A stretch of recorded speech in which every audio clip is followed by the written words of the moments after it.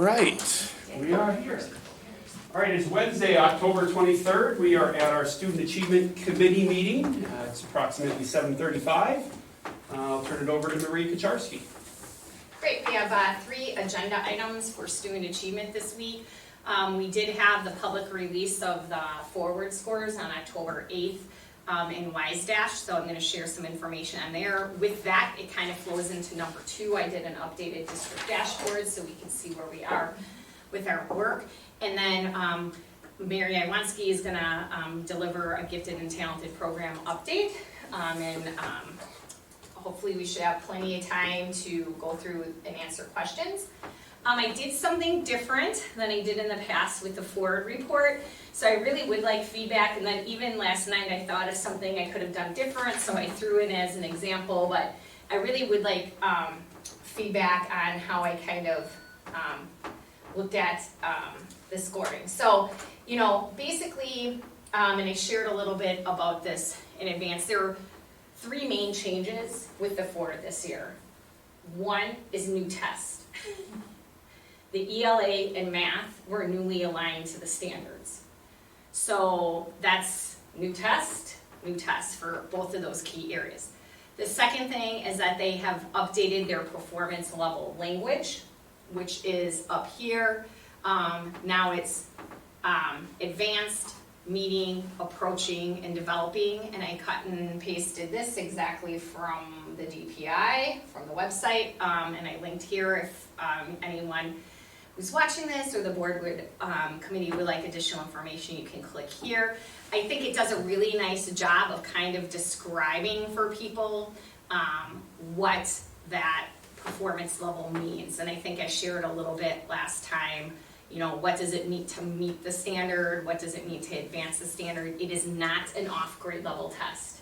So it's testing, if you're in 4th grade, it's testing 4th grade ELA and math standards. If you're in 7th grade, it's testing 7th grade ELA and math standards. That's different than our iReady. Our iReady assessment will continue to go and adapt to kids based off of their answers. So that kind of gives us a better picture of a kid's potential proficiency rate. The forward can't really do that for us. And then, of course, the second big thing that, again, I previewed last time was that they did change the norming. And I don't know if you're interested, my friend Eric Larson, he is at CESA 6, he's their data guru. He's actually going to be at Arrowhead at their next meeting, I don't know exactly what it is, to talk a little bit more about the changes in the format. And I saw Eric last week and I was like, why are you visiting so many districts? And it really kind of hit the high school hard, more than actually elementary, because we always use the ACT readiness benchmark, college and career readiness benchmarks, and they actually changed those. So our high school changing has been quite a bit different, as he explained to me, so I get why some K-12 districts or high schools would be like even more elevated, because that could have had some consequential things in their report cards, to be honest, that we're in the process of reviewing before release. And that's really what this link is, and I linked it in the report for anybody interested, how they did the standard setting process for the forward. But I think I synthesized this the best I could in this one sentence. So when our governor was our state superintendent about a decade ago, he put those standard setting cutoffs aligned to the NAEP assessment. Okay, and Merton will be part of the NAEP this year. We were chosen, lucky us, in 8th grade, lucky us, and already heavy tested. So I'm actually working on what assessments we can reduce at that grade level, because we don't get to choose or opt out of the NAEP. But that was the national test, that's the nation's report card that people hear most about. So it was aligned to that, and we saw a big change because I was a director at that time in Whitefish Bay between proficiency rates. We were used to being in the 80s, 90s, 100s, and all of a sudden we found ourselves, you know, in the 60s and 70s. And now they moved, in that standard setting process, they looked at other states' areas, and then they did some local norming to Wisconsin meeting and developed these new cut scores in committee work. Again, more information there. But there's a lot of conversations. Did they drop the bar? Did they drop comparison to what is the question? Did they drop the bar compared to what the NAEP scores are? Yes, they did. Did they lower the bar compared to what other states are reporting and how our Wisconsin norms are? Not as much as we would think. So it's all about, what lens, but I just want to be really transparent about our data. So we were really excited about having the forward scores because although we get some preliminary numbers in the summer that are embargoed and we can't share, that number meant nothing to me with new standards and new cutoffs until I could see how does that compare? Because I can't compare year to year, I can't compare to anything, I can only say to myself, wow, okay, these are our numbers. So this is kind of nice. So this is what I did different. Instead of having an attached board report, I worked on graphs. A big thank you to my partner, Lindsay B., who's a guru in spreadsheets and graphing, created she called it Maria's data wish graph and charts and helped me with this. So I'm presenting it this way, and then this is what I thought about last night. I don't know if you still want to see some numbers, so you can give me feedback. I dropped a couple in, but what was most important to me is we thought a visual of graphing would really kind of help because, of course, we always want to work on improvement and make sure that we continue to do the right work here at Merton, and if we aren't, what do we have to change? And then kind of what are other districts, again, kind of still doing different. Really proud to say out of, this is all of our students, grade 3 through 8, comparing our ELA scores. I did, again, just on a couple slides, drop these again, give me feedback if all these numbers would help. Yeah, numbers are good. Okay, more than the graphs, so I can. Graphs are good too. Okay. I think they're both useful, because even though you've got the space between the 80 and 70%, it is, Yeah. Okay. it's always hard to tell, so I. All right, I can work on that because I've got everything ready for that, so the graph, and of course, Merton continued to do really good work on our ELA proficiency, really got really close to some of the other feeders, off just small percents to be number 3, but overall, again, I'm really happy with a nice trend line, continuing to grow and just get better and better is where we're trying to head. For math, which I'm very happy about with the new core program. And again, I was where are we going to sit with that? And we're only a year in, and I got to tell you, it's messy when you're implementing something new. So an implementation dip is not unnormal, but I'm very pleased with the fact that we didn't have one. We actually improved, which is a really good thing. So I'm really proud with where we're sitting with that.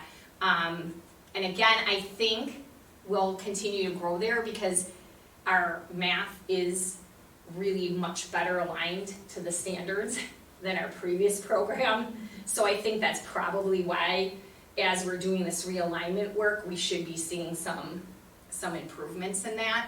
I do want to say one thing about the ELA that gives me a little hope. Richmond kind of, beat us out just a bit. They actually are 1 year ahead on the MyView implementation. And they weren't always trending better than us. They have, on occasion, you see their little graph line, but that might be giving us a little bit of a preview. I don't know if, as we're implementing our core, now of course we're making it our own and changing up routines and things like that. Want to believe we're doing a better job at that. Well, I think it's again, nothing's 100% standards, but it's much more standards aligned, consistent across classrooms, and we're excited about what that trend might be here for our ELA program, just like our math. But it's a big heavy lift for our teachers. I do not want to minimize that. This is really like putting in 4 content areas at once. because reading is different, writing is different. I mean, we're teaching grammar in a different way, or I'll just say teaching it really more intensely, and they have a whole inquiry unit that's very interdisciplinary. I mean, we're almost through our first of 5 units, so we're on track at being pretty close to staying on our pace, but I'm staying with that. All right, science, Merton doesn't have, we're kind of just studying the course a little bit over the last couple years. Science is up for a review next year, so we'll be talking a little bit about that, and again, we'll see how that is, but we're still doing really well. In a comment there, it's only 4th and 8th grade. Yes. That takes that too, so it's different, even working with cohort groups and things, Yeah. that is a completely different group of kids every year, that takes that. Yeah, and then social studies, Same where thing. we are, same thing. Kind of interesting to see how many people's social studies scores dropped. I don't know if that was the first review I did here. Is it because our stuff is better aligned? Because we've been trending, fairly okay. Again, 4th and 8th grade only. And because Melissa, science and social studies, those cut scores did not change. Right, because the test. they didn't. It wasn't a new test, so they changed when they rolled out the new test. Back then. And then I just like to put some of our K-12 districts. This is the forward. Like, there's a way on WiseDash you filter out just forward. So our math and ELA will be consistent because only grades 3 through 8 take the forward in these K-12s. What might be different is science and social studies, because in K-12 districts that includes 10th grade. So I just kind of give that bucket in there. But again, we've been comparing these districts since before Maria arrived, and like to say, we're really trending nicely, comparable to some of our counterparts. The little competitive part of myself always wants to be better than Elmbrook, always. That has been, even when I worked there. When I worked there, I wasn't happy with Bay, and when I was at Bay, I wasn't happy with Elmbrook, so. A little part of me wants to do better than my former district too. So we're going to keep growing towards that. I was there 8 years, so. And that's Whitefish Bay that we're chasing a little bit. Yeah. But overall, when I look, when I'm thinking about as a Merton resident, where people look to build homes or to do that, and you're comparing this on the real estate market, we continue to do well. All our feeders do really, for the most part, but. We're doing really well compared to some of those districts that like to say they're the destination district. Math actually we outbeat everyone, which is a very nice thing. You can see that really huge growth that we actually had again from last year to this year. Change in the standard setting, where are we? But we already did really well in comparison even before. So you saw how everyone came up with the standards changing, setting process changing, but you can see that we did really well. Okay, I just want to thank everybody because we don't grow without people. And I did share this data because we had a district day on our early morning Wednesdays, and I just was really happy to be able to share this with the staff and for everyone, because it happens from boardroom to classroom. I'll always say, I feel our staff were supported in the resources that we need. We're supported with the training that we need to make all of this continue to grow. And I think that's, and we've had a lot of turnover. And I have to be honest, I'm very pleased with these scores, with the amount of turnover specifically we've had at the primary. Because every time we lose a teacher, we lose the training that we invested in them, we lose the time, we lose the knowledge of our programs, and always have to revisit that. And that sometimes can be a huge, huge thing. We're seeing that in 2nd grade right now. We've got this great teaching staff, but they haven't taught anything that we're using. So it's very hard and exhausting work for our great teachers, but thank everybody. From the board standpoint in our community, thank you so much, because I've been going around with touch points with all the teams and things like that. I'm like, what do you need? What resources, materials do you need? Literally, it's been, Ron, can we get cookie sheets? Absolutely, tomorrow, done, dollar store. Ron, we'd really like some more number tiles because we don't have enough doubles, and it would be great instead of maybe 1 to 2, we'd have everybody, done, go. So thank you to the school board and thank you to our community for supporting and the new curriculum adoptions, this continuous improvement cycle. We really appreciate it. We know it's expensive, but ultimately it's getting the results we're looking for. So thank you very much to the board and our community as well. Great job with the students, pretty good test takers we have. Yeah, that too, Right? that too. I mean, you know, Hopefully it's a they're lot well of days prepared. of testing, especially in 4th and 8th grade. That's Not easy why thing to do. with the NAEP, I was just like, because it's just a heavily tested year. We give them the pre-ACT for the transition to Arrowhead. We have the world language test, the algebra test, like, it's just a lot. And I know that's hard for them, so. What is there that can be, so you're looking to reduce some of the tests? Yeah, I'm taking What are away the options? Arrowhead algebra test in January. Yep, because that's our time frame that we haven't gotten the date, we should shortly. They actually come here and administer it themselves on their devices, on their machines, but we have to obviously give them the time. So, you know, but it's supposed to be in January around the same time. I'm not testing both kids on both tests. So they'll just use the NAEP as their. Well, we have pre-ACT data, we have other things that we're getting in for them that were, plus they retake it in May anyway. It's like a So. That's pre-assessment, what I kind was of. thinking. Yeah, And then, yeah, it's a I pre. forgot they took it in January. The placement happens in May, yeah, that one you Yeah. can't. it does, but they take one in January, it helps Arrowhead kind of get their numbers of sections, but I kind of informed them that they won't be getting current numbers. Got too much going on. I mean, the feedback I've heard people transitioning it, they're not always accurate in the placement Yeah, anyway, is what I've heard, so. Some challenges there. just sent an email. We will move on. Okay, the last thing that I just did a little different, this year we haven't really shared this. We do share this cohort information when I'm doing a review of science or social studies, I'll share some data.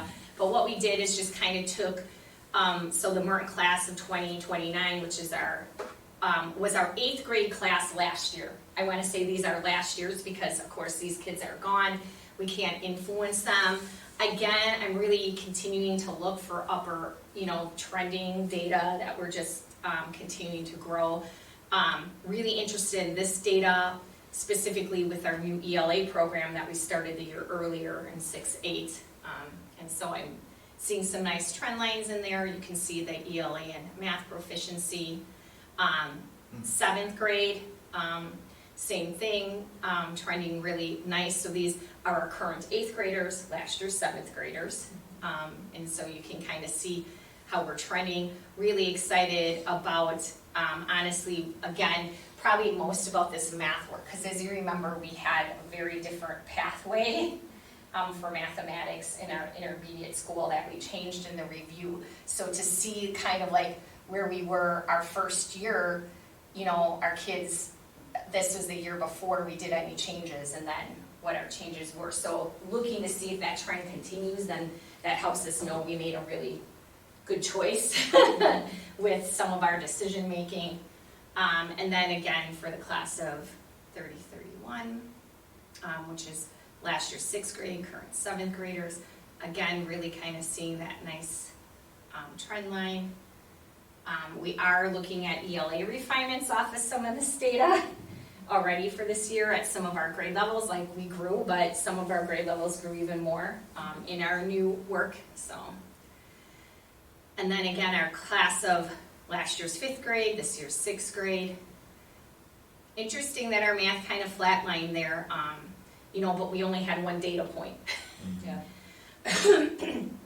So was it the new standards, new program? Can't pick that piece out. So that's the only trend data we have because of course the 4th graders only took it once. That's right. So, but just kind of keep But it. we're excited about that because again, just incremental growth is what we're looking for, so.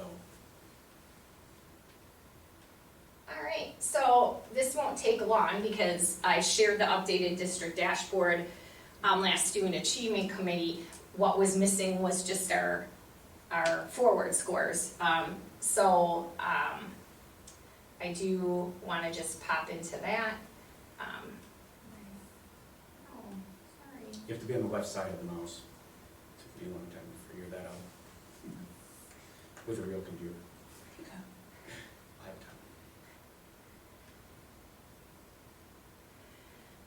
So you can kind of see our overall baseline numbers. Remember, like in the old standard setting process, I mean, we grew quite a bit compared to where we were. And with that, you know, that forward composite ELA ranking, you know, doing okay with our old standards, our old things, dropped a little bit. Am I surprised? Not really. We aren't standards aligned to the new tests, where some of our feeders absolutely did the work before us. So continue to kind of look on that. Yeah, some really nice growth. Really, really happy where we're landing on some of these things. I mean, 91 proficiency in third grade math is exceptional.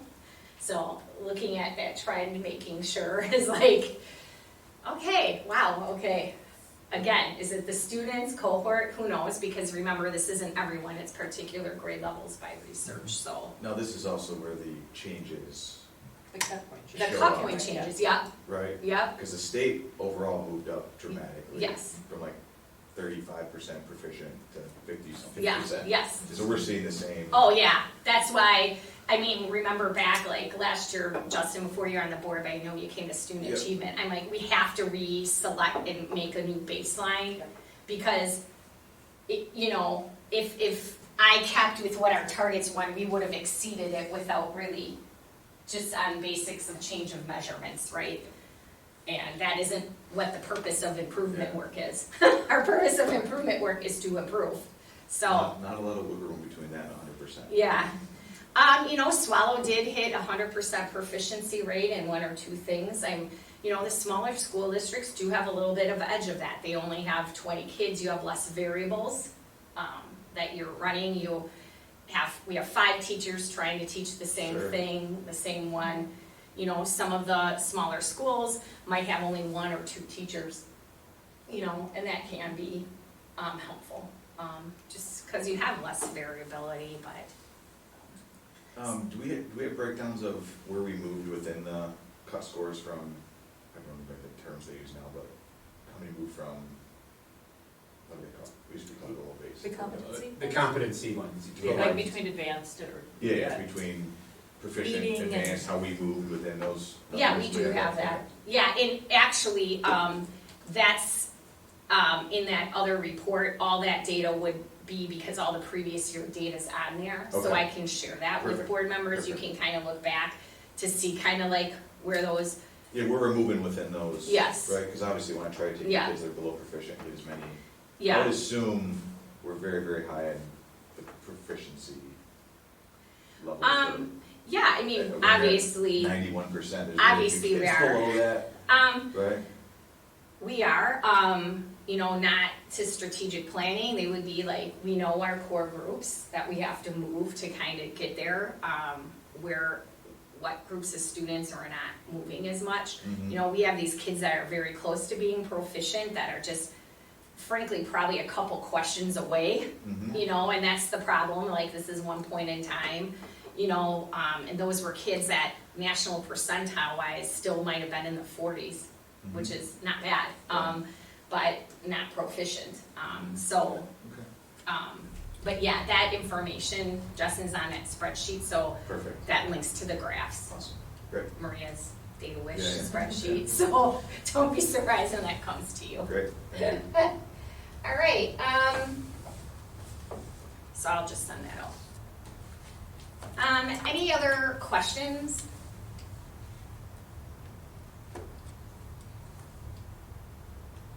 All right, well, I told Mary I was gonna get through my stuff in a half hour. Spot on, Maria. I know, I feel good about that. Good job, Aaron. Thank you for that. Thank you. Yes, thank you. And then thank you for your feedback, because then I can keep working on what works better for people here. I just didn't like the sheet and. Have the scores been, I mean, it's just probably something I shouldn't ask publicly, have the scores been sent home to parents yet? Have we seen the actual? Yeah, the forward scores Yeah. have been sent home. Yeah, Yeah, they were sent home Oops. like the second or third week of school. Got it, all right. Yeah. I'm sure I've seen those. You have. In somebody's And, backpack, you know, yeah, but no. We I know we saw mail- the I-readies. Yeah. But Yeah. that's on that. Just so you don't hear that. Okay. You know, and we have to mail 8th grade. Right. And we try our best for anybody that's moved Okay. with what information that we might have. So I'm gonna have Mary Iwanski kind of go through, you know, I kind of put a little memo with what Justin was hoping to ask, because our goal was to get the information that Yeah. was most relevant to the committee. I put in a little bit about what our state law is, because it's always important to like, we're gonna share a lot about what this law is, because that's the work we have to do. And I'm not saying that in a negative way, but that's one that we're Requirements. held Yeah. accountable for, versus work that we continue to do with what we can, that are outside of that, and Mary will talk more about that. And a little bit about identification and programming. And then, we have Mary's presentation, linked here, and I'm gonna let, Mary kinda do it.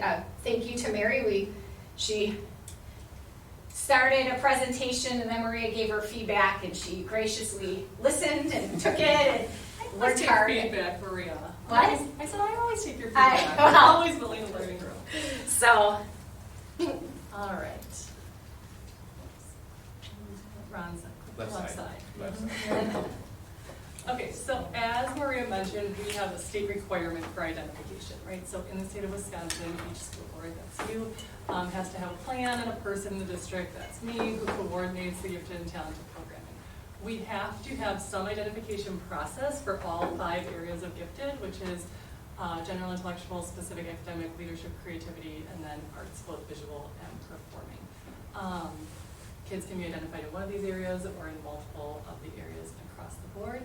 And then that identification process for the state of Wisconsin has to have multiple data touch points. So we can't say like, because you did this good on iReady, you are gifted in this area. So they list out in their law that we can use standardized test data, nomination forms, ratings, scales, things that kids have produced, products that's typically in the visual arts or in the performing arts. They put together portfolios or demonstrated performance in both academic and other areas. So these are the 5 areas of gifted that I mentioned that we have to, by law, identify kids in. So general intellectual is our kids who are going to show exceptional ability across many areas of their day. They're going to have the ability to quickly reason or learn information, not just in a specific area. Our specific academic is where we spend the most time, and is honestly where there's the most parent interest in having their kids identified, is in a specific academic area, particularly math in our district, and across many districts that I talk to, is a high interest area. These kids have a specific exceptional ability in one academic area. They might be strong in other areas, but their brain specifically clues in on how to understand something in a specific area. And then the other 3 are kind of these less tangible academic. We're not going to test on iReady how a kid does in leadership. But our leadership would be the exceptional ability to influence others, guide others who are the natural leaders in a class or in the school. The creativity is the kids who are seeing problems in very different ways than their peers, approaching challenges that they're given in advanced levels or in ways that other people just wouldn't naturally think of. And then visual and performing arts are the people who are able to express themselves either artistically or performance-wise in a way that seems above their grade level or above their peers. I like to say, think of theater, dance, performance-based items. So in our district, we have specific things set. The National Association of Gifted Children estimates that 6% of public school students are enrolled in gifted and talented programming. So across the nation, as they look, 6% is about their benchmark to say this is where we would expect schools to be at. And then they identify, the national organization identifies that when we identify these kids, it doesn't specifically say, now that you're identified, we have to match you with a specific program. Identification is really about meeting the needs of that kid. So we identify kids sometimes and then say, but their needs are being met in their general classroom. We identified a student in our district last year and put together a set of programming that when we reevaluated this year, us and the parents together said the programming we used last year isn't appropriate to meet the needs of the kids this year, and then we had to shift to meet the needs. And so the national organization says that even identified kids might be in the general regular classroom receiving accommodations, right? We might be able to service them there. They might have a part-time assignment to regular and special classes, go back and forth in their day. They might have a full-time grouping, cluster grouping, putting them in rooms where they have easier access to kids who are thinking the same way they are, or we might use an acceleration in the content area or grade level advancement to meet their needs. And so the national organization says there's tons of ways to meet these kids' needs once you identify them. So super quickly to breeze through we have an identification process for each of those 5 areas. In each of the areas we have data points that we check or we look at, and we're not saying the kid has to meet all of these, but we're looking for 3 of the 4 of them. Each area has objective criteria, things that we can measure with a test or a scoring guideline, and then subjective criteria like disposition to learn more. So in our general intellectual, we can use the iReady data. If we're seeing high trends in that, if the classroom teacher is seeing things, we can then administer separate tests. You can see as we go down the side, it becomes more and more specific to the students. So you'll see things on here. This is the general intellectual. Here's specific academic. It starts with iReady. So like we're administering that to a whole grade level, and I'm looking at that data and I'm going, well, this kid is consistently scoring above the 95th percentile. And then a nationally normed academic assessment, we might be administering to just a small group of students to say, this group we want to take a closer look at. And then when we're doing for not math, like a running record, that's going to be a one-on-one test. So the closer we get to identification of the student, the more specific it becomes to that student, and the more time intensive it becomes on the people in the district to administer and score those assessments, because they become more personalized as opposed to our universal screener of iReady. Or in 3rd grade, we do a universal screener of COGAT. So we give a intellectual scale test to all the kids as the screener, and then we give a full battery to fewer kids, and then we give the specific test to fewer kids until we narrow in on who we specifically need to target with programming.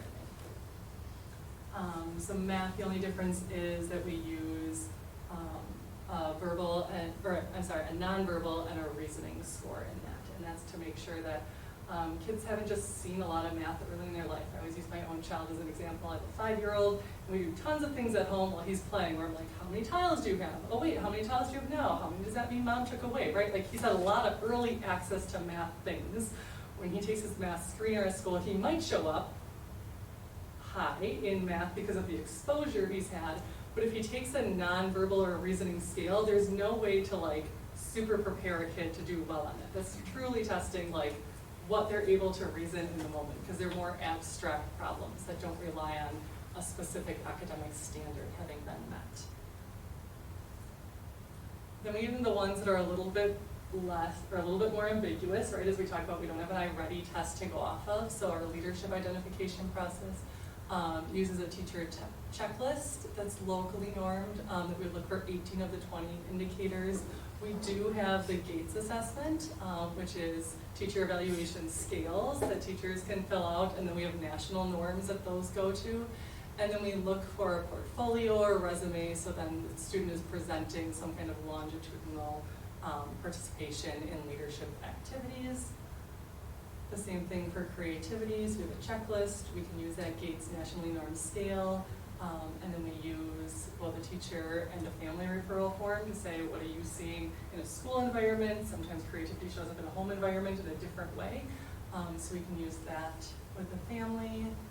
And then visual and performing arts, very similar. So there's that teacher checklist, gifted scales, and then a blind portfolio review by somebody who hasn't seen the child produce this art before. So the moment I'm working with a teacher at Arrowhead to prepare to do a blind portfolio review for a student, somebody who has no knowledge of the student as an artist, has never seen them produce art, but knows what upper level art looks like. So let's have somebody who sees what really good art looks like, look at art that one of our students here is making to compare what that might look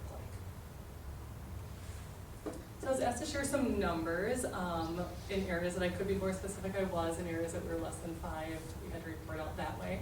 But currently we have 61 students in our district out of our 889 who we have formally identified as gifted and talented, which puts our percentage at 6.9%, which is a little bit above what MEGC says we should be at. When we look in specific academic, this does take into account any student who is in an advanced math class is formally identified as a specific academic gifted and talented student. And so that's where you'll see the majority of our numbers.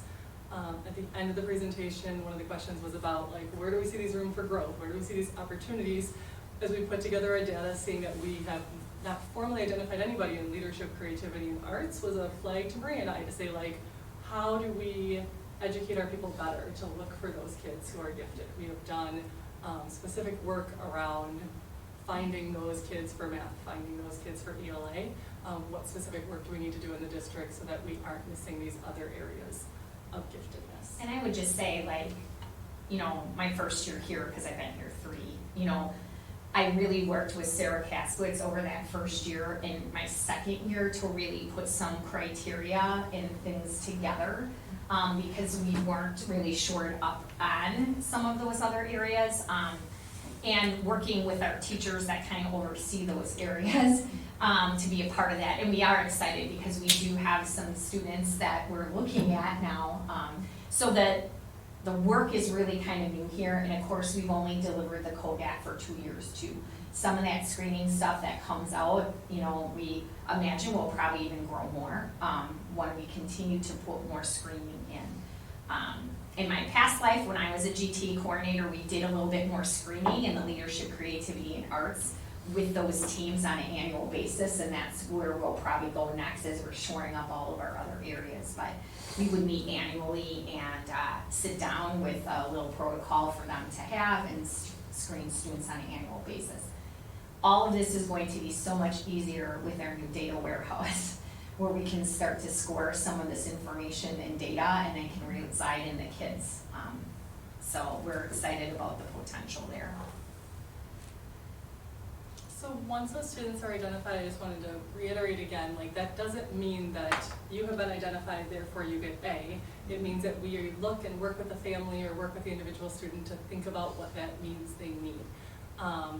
It typically means that they need something intensely different than what we can deliver in the general classroom. It might mean a content area acceleration, it might mean a grade level acceleration, it might mean that myself or one of our content specialists or their teacher is helping to specially build coursework, or we are finding coursework that we can enroll them in outside of the school. And it always involves a partnership with the family to make the best decisions, and I think looking longitudinally what the best decision is for the student. And so Maria has really helped grow me and grow our ability to communicate with families about, like, when you are pushing for this acceleration, what is the end goal, right? Like, what does that mean when you get to Arrowhead? What coursework are you trying to get to by doing that?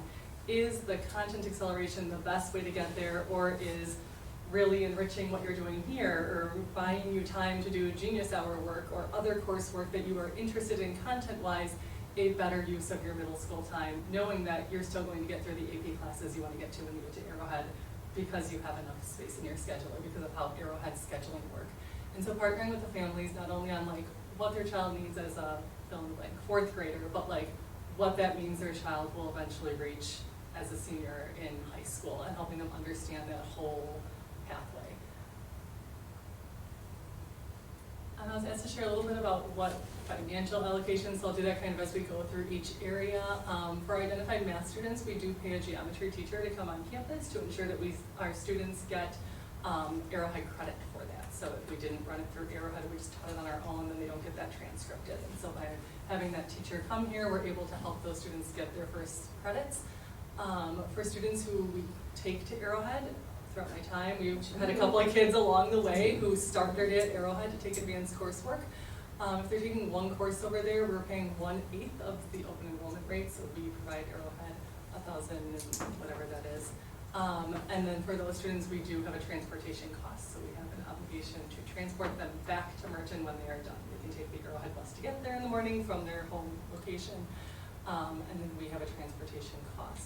And they can finish their day early. We specifically scheduled 8th grade math, so those students that start at Arrowhead, because their day starts earlier, They don't have to be here for our last block period of the day, because that's where we put our 8th grade math, one of our things. So their day is as long as other people's day if parents want to take advantage of that. So we, really think about these kids and the journey that they're walking on. And that hasn't always been the case here, but when we redid the intermediate schedule, we were able to make that happen. Time allocation wise, one of the questions was about like what time is being spent administering these programs. I did kind of a time study of my calendar from last year, and about 20% of my 30% GT job last year was spent on the identification and then providing the specific programming for students. I'm super grateful in this building to have a math specialist, because she did a huge chunk of the spring identification in math, so 56 hours of work last spring around when we did that COGAT testing, administering the future testing, communicating with those individual families, making the individual compacting plans. That time, for the most part, will be absorbed into my job this year, as we anticipate her being on maternity leave, and so we walked that path last year. But when I was doing the math, I was like, that's 10% of like time in addition to this, and so that's a chunk of time that I need to anticipate as we move into spring, making myself available for to do that work. I just want to point to the percentages. Mary's 30% coordinator, that's how that comes. Lindsay is 50% like an instructional specialist, and she intervenes 50% of her time, takes intervention groups to that. So that's what those percentages mean, just to be clear. So that's for our specifically identified students. Then a larger chunk of my job, we'll talk about percentages in a minute, is what we call the supported differentiation model. Like, we don't have to identify a kid in math, but we don't want a kid sitting in a classroom being bored in math, right? We have a large population of students who can do math well, but are not scoring in the 95th percentile, or not able to pass the COGAT at a high enough level. So we want to make sure that when they are sitting in their room and they are showing proficiency in what is being taught, that the teacher has the tools that they need to enrich their experience within their core content class. So we can do supported differentiation in any of the 5 areas. It's when that instructional specialist, myself, our content specialists are working alongside a teacher or a teacher team to implement differentiated instruction, deciding what in the core content does the student need, what can we swap out with something else. These students have not gone through a formal identification process, but we typically have some kind of indicator that the teacher is leaning on to say that they need this, right? So we're not offering these general opportunities to everybody in the class. I met with a team yesterday for a PLC, and I said, do you know the students who would benefit from this? And they could each go down the row and name 2 to 4 kids in their class, and they're like, yes, this kid is finishing early consistently, this kid. They have not been formally identified, but we train our teachers in the watch boards, the data patterns that would allow them to know that their kids might need these opportunities. So as we look through our district, in general intellectual, some opportunities that exist in supported differentiation is myself, Jenny Matson, or Michael Christensen doing individual coaching conversations with kids around perfectionism, organization, motivation, so finding those high flyer kids who aren't reaching their full potential because something is a barrier in between, or developing genius hour projects for maybe a particular unit. A kid is like, I learned about rocks in 2nd grade because I loved rocks so much, and now we're studying rocks again, like helping that teacher develop something higher level that the kid could do. In specific academic, this work might look like helping teachers develop small group book clubs where kids are reading the text at a higher level that our content is already developing. This year I'm working closely with Lauren and the 6-8 ELA team. A portion of their unit they do approximately 4 weeks of whole group instruction, and then 2 to 3 weeks are in a small group project. And we identified last year like our highest achieving kids are sitting in that small group project time not feeling like it's beneficial to them. Like, what else could we be doing? So working with that team to say either they need to read the same text that the rest of the class is reading but do higher level work, or do the same work the class is doing but with higher level text. Like, what are we swapping out? The text work, or the work is staying the same but the texts are swapping out? So we're doing that work and finding a lot of success with our 6th grade team right now is where we started. And tomorrow they're going to do the work to plan module 2 for the whole 6th grade team so that all of the kids would have that opportunity. In 5th through 8th grade, we have the opportunity to use the Center for Advanced Academics. That's a 1-quarter swap out curriculum where we say These students have demonstrated both this high level of proficiency, but also the type of skills that would allow them to be an independent learner. There's a huge disposition to learn piece that goes along with the center because it is an online curriculum. They're sitting, computer-based, interacting with a teacher through email. They have 3 face-to-face meetings with that person throughout the course of the quarter. And so it's not a great fit for some of our students, right? We offer this to some students every year and they say like, I don't want to sit on a computer for a quarter. I want to be in my classroom interacting with live peers. But it's an option.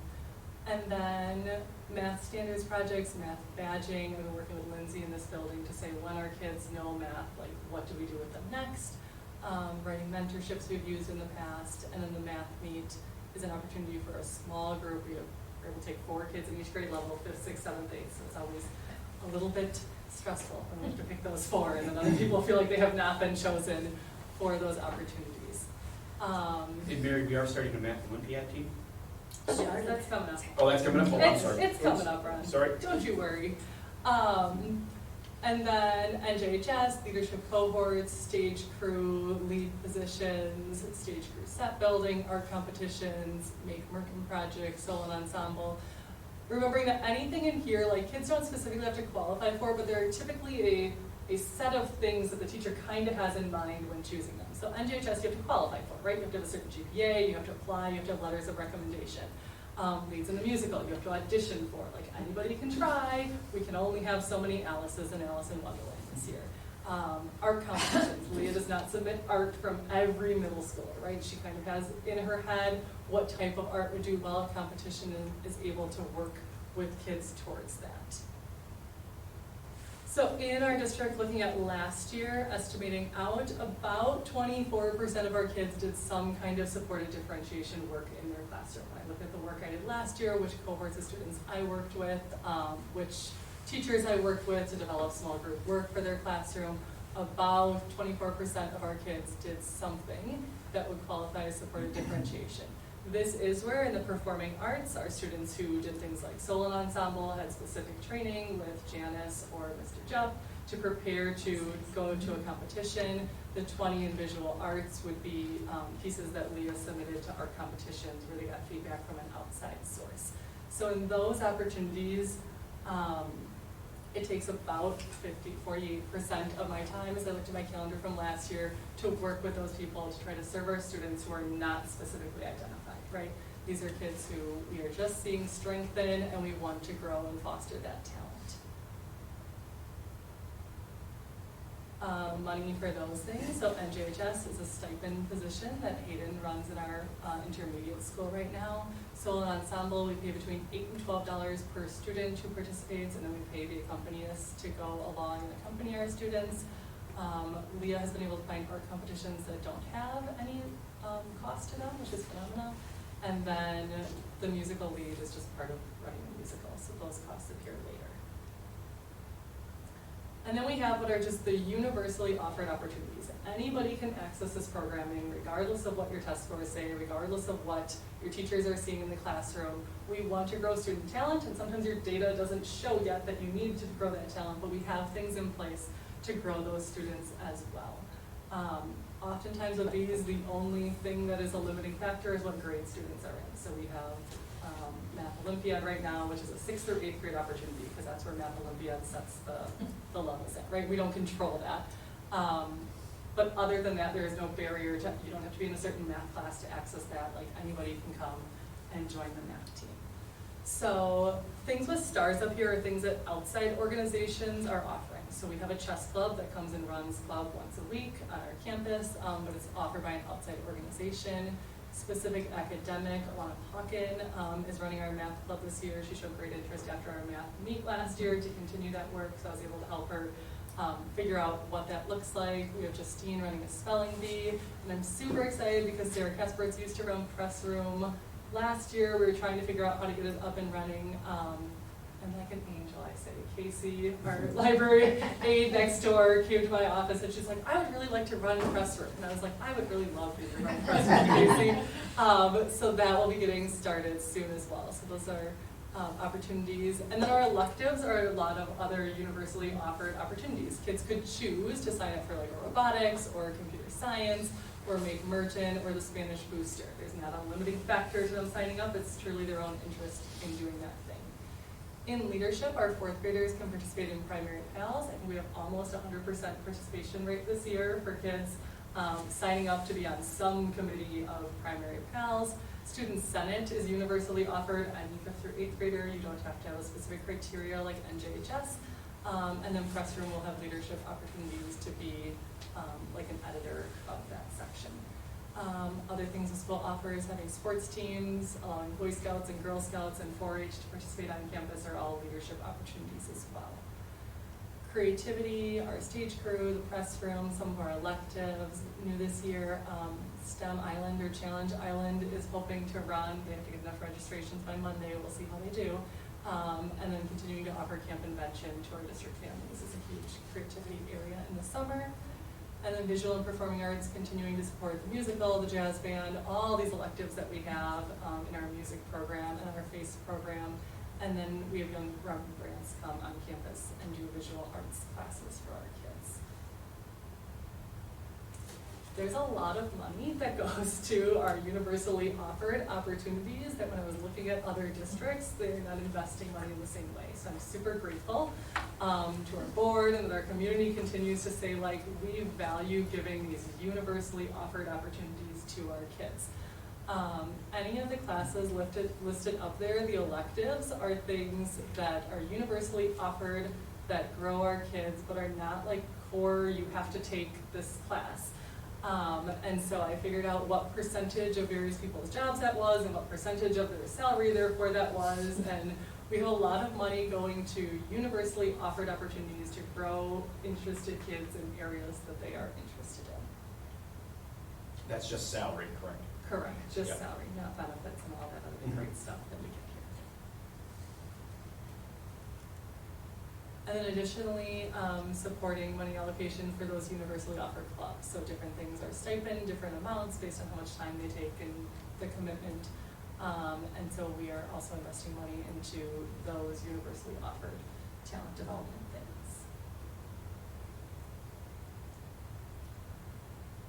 About 25% of my job goes to the administration of all the stuff that you just saw. So last year that meant attending the Waytake conference, doing my own professional learning on how to do better at this, attending parent-teacher conferences, making sure that our parents have the support they need, being accessible to our parents at those times. Maria mentioned that we continue to build some of these things as we go, and so there continues to be just time spent creating some of those initial documents.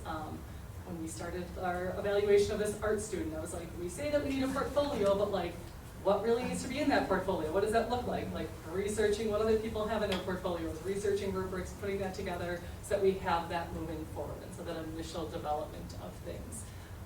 Attending team meetings, and then continuing to do the new program learning. So last year it was the math curriculum, sitting in some of that PD so that I understood the curriculum, so I could help extend the curriculum. This year it's doing some of the science of reading training. Like, I need to understand the science of reading so that I can support our teachers in doing the next step of the science of reading, and continuing to think about like what our teachers are being asked to do and trained to do so that I can help them see the next step of the curriculums that we're using, what fits and what doesn't fit. Other districts have not been particularly forthcoming with what they're doing in GT programming. It is not something that I've gotten a lot of, I won't even say that I've gotten a lot of positive feedback on. It's just not top priority for people to share what they're doing. I was able to find on Richmond's website, they had quite a bit of information about their criteria for identification, but not what their programming is to match that. So they have 3 levels of criteria, but they don't share publicly what their programming identification and match that is. And then Swallow had their criteria and actually did respond about some of the things that they do with students in those things. So for specific academic, it's the math acceleration, and then middle school teachers taking extension groups, and teachers purchasing things off teacher pay teachers to support higher level groups.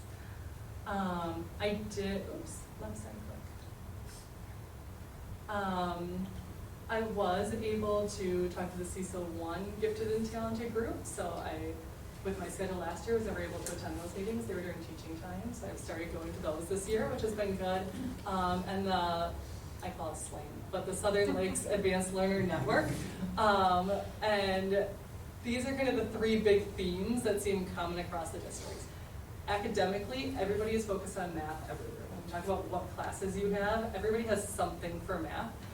Most of the programs we talk to, honors math or their accelerated math pathway, ends with 8th graders in algebra. So here, we consistently have that geometry teacher coming over. Here we already have a pathway that goes beyond what most people are saying they're doing, and we have a pathway that lands 8th graders in algebra. So at 8th grade, we kind of have our advanced algebra kids plus a group on top of that. From the people who are willing to share data, most of them have their criteria set at the 97th, 98th, or 99th percentile. For identification of students, ours are all set at the 95th right now. So we have a slightly lower initial bar for things like iReady data to look at, which I think is allowing us to cast a little wider net to make sure that we're gathering the right kids into our programming. There seems to be a continued focus on student talent development within classrooms, growing teacher capacity to meet the needs of those kids, finding new resources that they think will meet the needs. And then unfortunately, in a lot of places, it's just not where the work is being focused right now. There is not the same kind of funding for gifted and talented as there is for other work. And with Act 20 coming right now, a lot of districts are heavily investing in that work with their teacher. As Maria talked about the heavy lift of ELA, like approach teams cautiously this year with ideas of next steps that we can do, because I know they're already heavily burdened with the work that they're doing this year. 6th through 8th grade is giving me real hope for our coming years of ELA here, because they are in year 2, right, of their adoption, and they're now ready to have those conversations of like, how do we modify this small group? So they had to live it year 1, and now they're really ready for that modification work in year 2. And so I see this trajectory being the same way, like teams are ready this year to hear about math because they lived it out last year, and we're ready to modify this year. Most teams here need to live out ELA the first time before they're ready to talk about how we can extend ELA. Arrowhead Connection, so Arrowhead uses an informed choice model for their freshmen coming in. So all of our 8th graders will take, except for math, yes, thank you. All of the 8th graders will take the pre-ACT, and then Arrowhead references using these indicator statements in their freshman stuff, what kind of data you should have on the ACT if you're considering taking this class. Maria, do you want to say any more about, like, I linked their whole informed Yeah, so choice pre-ACT, like, just 2 years ago, we started all the feeder schools to do that assessment with all of our kids, because that's the only data that Arrowhead gets from all of our kids. And then parents have that information. Ron and I have been doing a parent presentation between when we get our results and before Arrowheads, because Ron and I both had children now that went through that.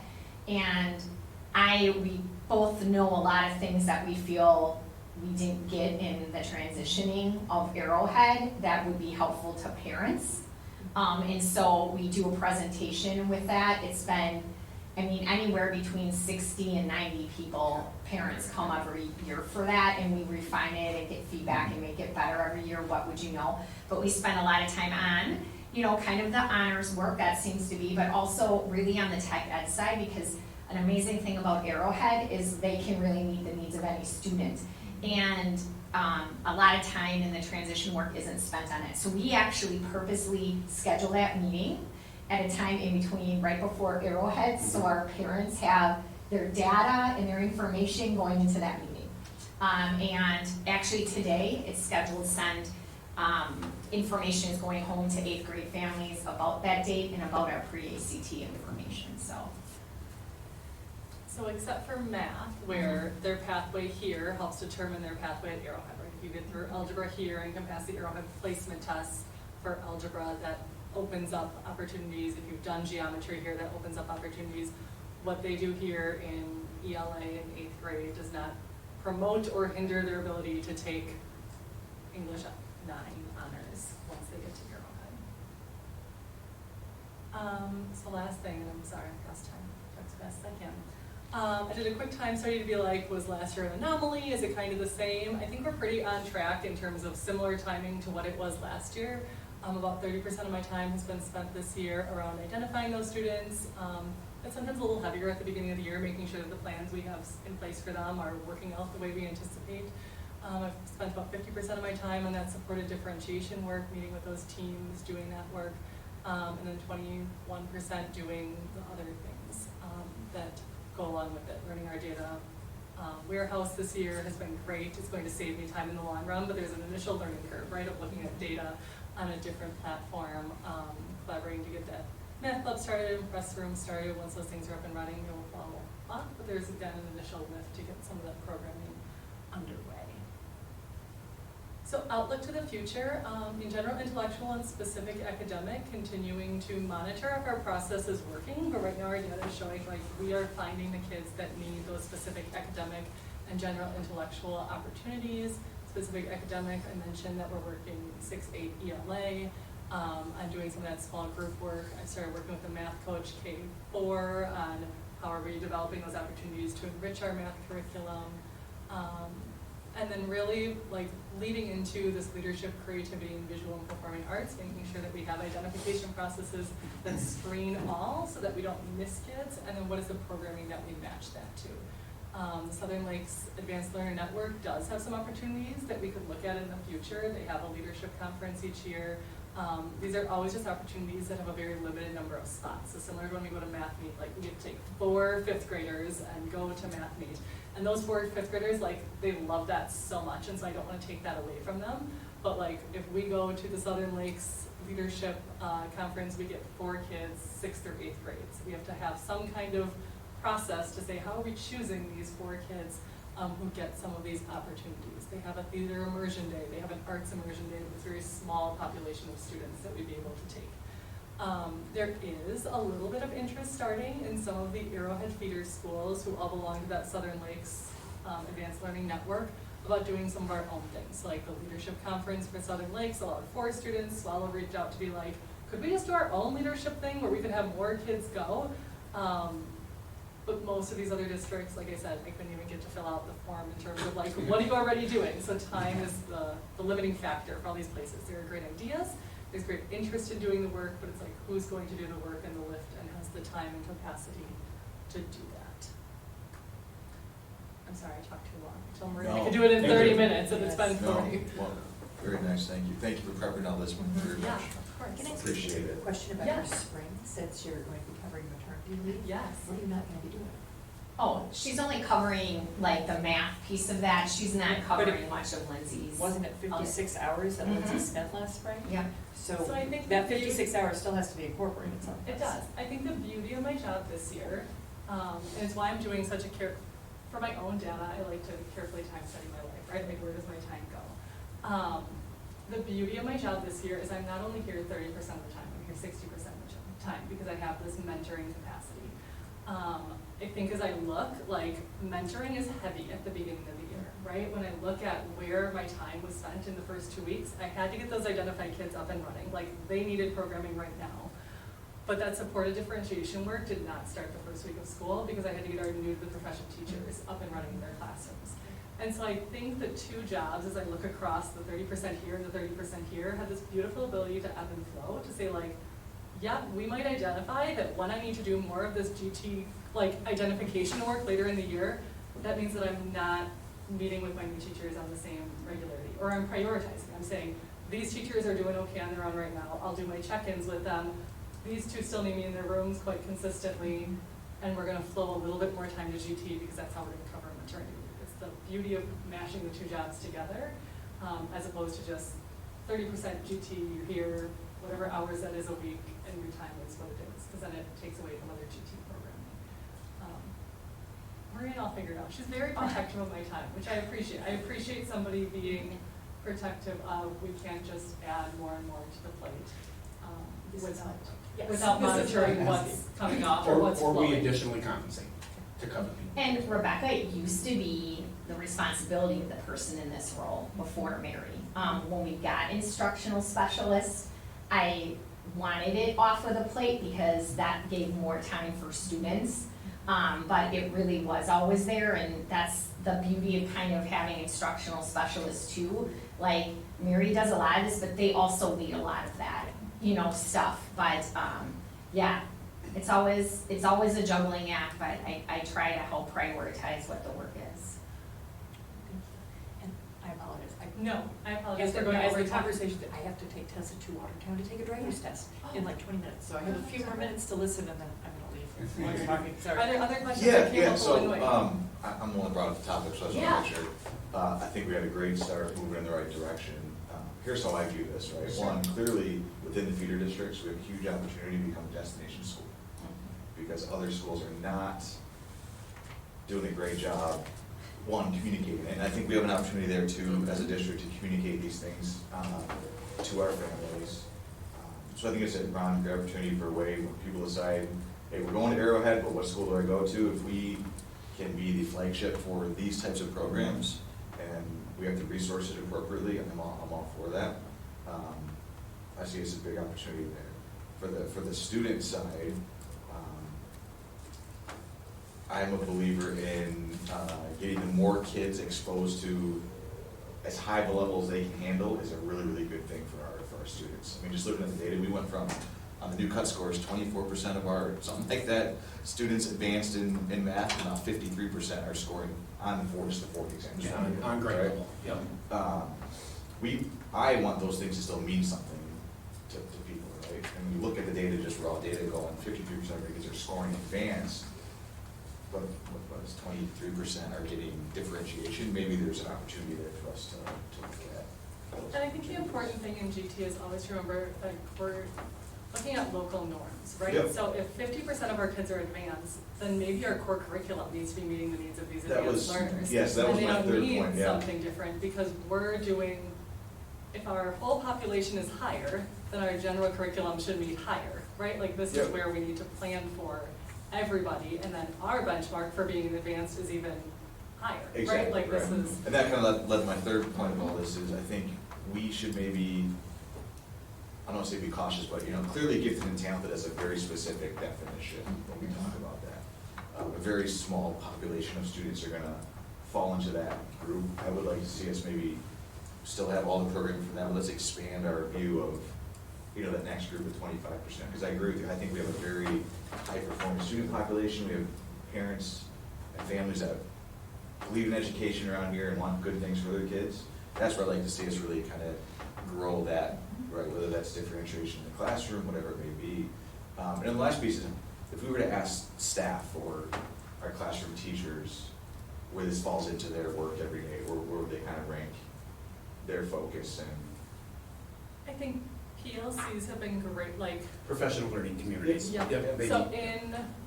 I think about the PLCs that happen here in the building, the fourth question or the fourth quadrant, the fourth one is, what are we doing with kids who already know what we're about to teach, or Yeah. some wording of that. Mhm. And so it is on their constant radar of conversation, like, what are we going to do? I think the prioritization of, are we first growing kids who don't know it to, like, Yep. are we first filling this gap or are we extending this gap, would be an interesting question for our teachers, right? I think focus has continued to be on, like, we fill this gap first, and then with the brain power and energy we have Yeah. left, like, we can extend.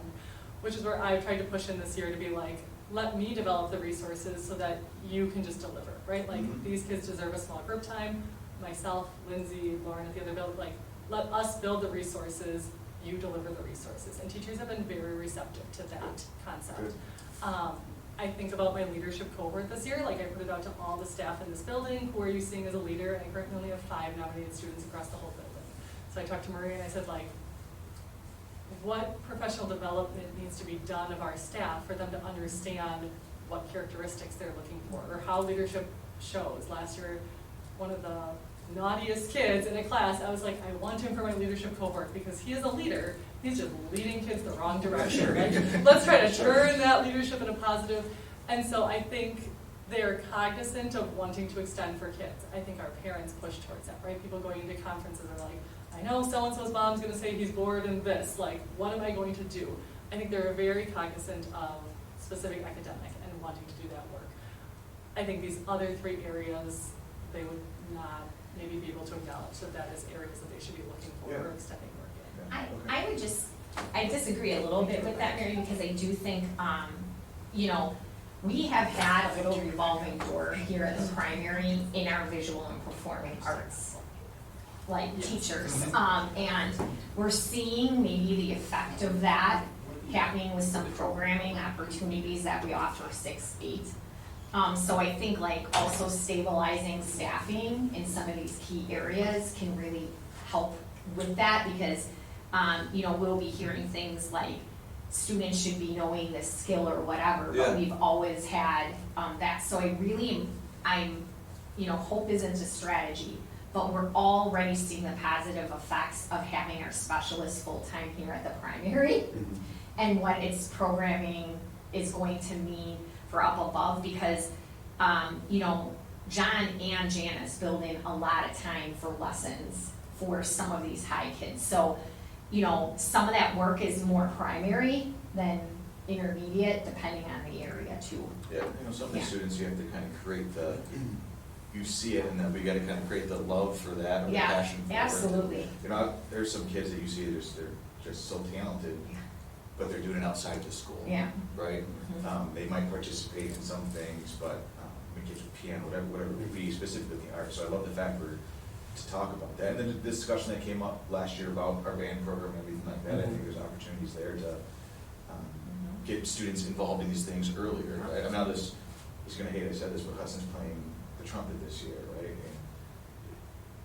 he's playing the trumpet this year.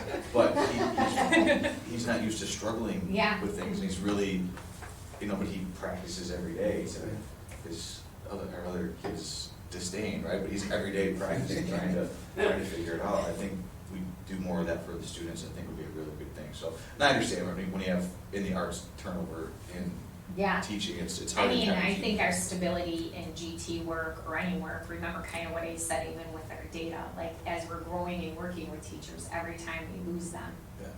you know, we have that opportunity to be back, but. And then just this last piece for me with all this is, and I know it's just from, again, personal experience, but also from what I'm hearing from families, I'm a big believer in if a parent wants to push their kid in a certain direction, we should be very open and receptive to let them try.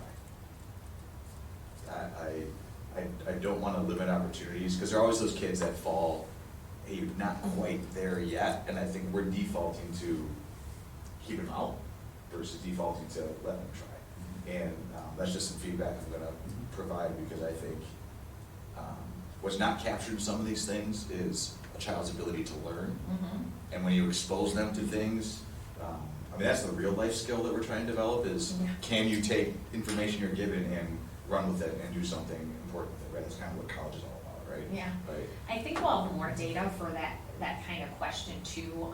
You know, last year was our first year of kind of a compacted acceleration course. We used like criteria, but like, you know, we're seeing kids move in and out of that course Yeah. based off of like, wow, this is harder than what I think I can do or do that. I mean, I'm working with Arrowhead right now for one of our kids to slide into their geometry class this time of year based off of what it is. Sure. To your point, I mean, we don't, you know, I don't view it, and I hope by passing this on to Mary, I believe I am, you know, we're not a barrier. We have some things that we Right. have to have, Yeah. but the programming barrier is something we can work on. Yeah, and that's, I think, what Yeah, what you I'm know, getting like at that's is what that I'm hearing, like. make sure that's not Yeah, and we're a really trying to work on constraint for that, us. Okay. you know, overall, like, we can make some internal decisions. You know, what's a little trickier, I'll just be honest, is like, we have to partner with Arrowhead, we have to use their process and their data, and that is a little bit more restricting sometimes for, You know, You know what we- I understand, but again, I view it as we have an opportunity for leadership within the community to say, hey, look, Yeah. if the high school's not meeting the expectations, one, we should probably raise our hands. I think we are saying something about that. And whatever I can do to help, please, Yeah.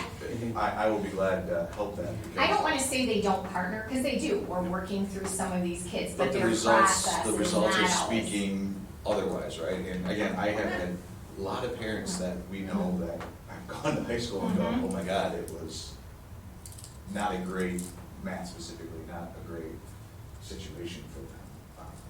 But beyond that, so I think coming out of this, what I would like to see, again, in this, I don't want, again, people have to dig and search for this information. I think right now we have a website outside of our website where people have to kind of go find. I think we should work on incorporating that for Mary so that there's a better way for, and again, let's just work on making it known that, hey, we have these opportunities, we want your kids to participate. And for parents to, and I think you'll find too that parents that may have, I mean, Tech Ed at the Arrowhead, that started with people that had their kids in that school said, hey, we have these resources and skills, and that's how that program got started there. And, you know, North Lake School the same way. Here, we have those opportunities too, to say, hey, we want to start this.